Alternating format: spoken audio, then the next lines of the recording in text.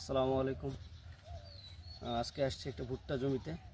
তো এখানে দেখতে পাচ্ছেন ভুট্টা কিন্তু বেশ ফুল বের হয়েছে, অনেক সুন্দর একটা ভুট্টা ক্ষেত। তবে এখানে একটা বড় সমস্যা হচ্ছে, এই পাতাটার দিকে একটু খেয়াল করেন।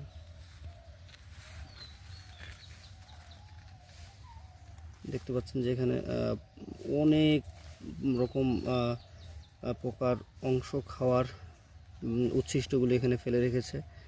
এটা হচ্ছে লেদা পোকার আক্রমণ। এরা পাতার সমস্ত অংশটাই ক্ষতি করে থাকে এবং খাওয়ার পর উচ্ছিষ্টগুলো এখানে এরা ফেলে রাখে, এবং যার কারণে পাতাটা কিন্তু দেখেন ছিদ্র ছিদ্র হয়ে যায়।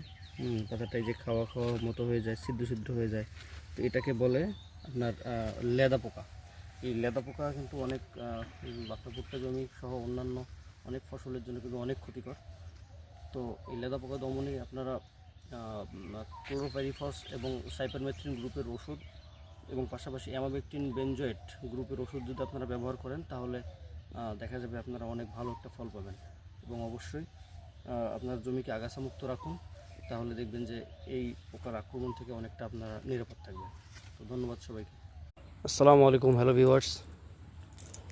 দেখতে পাচ্ছেন জমি থেকে একদম ফ্রেশ তাজা মিষ্টি কুমড়া নিয়ে আসছে কৃষক ভাই।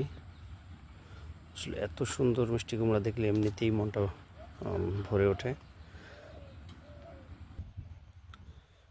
দেখতে পাচ্ছেন কি সুন্দর মিষ্টি কুমড়া ধরেছে।